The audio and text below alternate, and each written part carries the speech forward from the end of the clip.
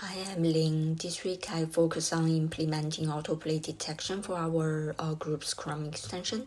On Monday, I conducted research into autoplay's detection methods. On Tuesday, I began the implementation process, focusing on DOM inspection, access, and manipulation.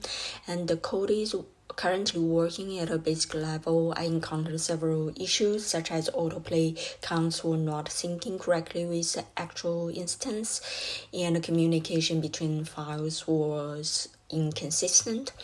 On Wednesday, I spent most of my time debugging those issues. I hope to resolve them by Friday. Out of the extension development, I will host the project website online. So this is for week 4. Thank you. Hi, this is Jiaxing and I'm in Group 2. So this week our team focused on refining the UI and dividing the tasks to implement the functions of our detection tool. We aim to ensure each feature aligns with the overall design and functionality goals of the project. So for my part, I was responsible for the infinite scrolling feature. I designed the UI interface for this function and did some research on the best approach to detect infinite scrolling. I decided to implement the detection using both web page analysis and monitoring user behavior. So this week I specifically worked on using Google API to track web page activities. Yeah, that's what I do for this week. Hi, this is Ashish, D231272120, Group 2. So this week I was working on EML, emotionally manipulative language. We're building a sort of a visual drag and drop structure in Orange. Myself and Habib, and we are also working on. So the data set that we are working with is 14,000 words. In order to expand that, we are working on acquiring new data set as well. For that, we are working with the Twitter API, fetching tweets from there, and then we are also using 2006 US presidential elections tweets. Apart from that, this week, what our group worked with was the app. Jashin is so each and every member has their own sort of dark pattern that they're trying to develop. Yeah, that's it. Thank you. My name is Habib Abdulhamid, and I'm in Group 2.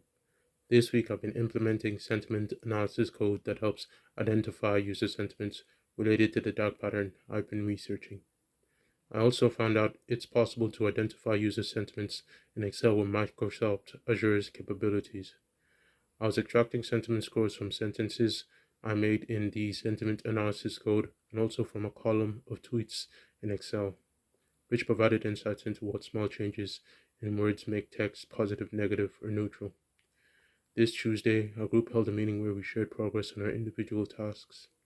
It was a productive session where we discussed our findings and outlined our next steps.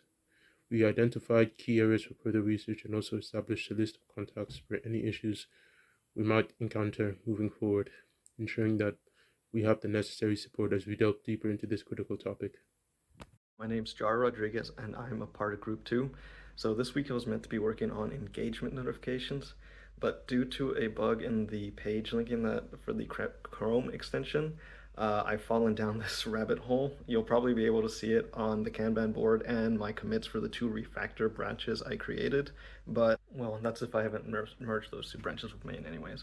But essentially, I was refactoring the code just to make it look nicer and actually work with linking, which then led to me having to migrate from create React app, which has been deprecated by 2 years, to Vite, and I've finished that migration, but some of the plugins that we were using aren't working, so I've got to try to get those up to date, the libraries.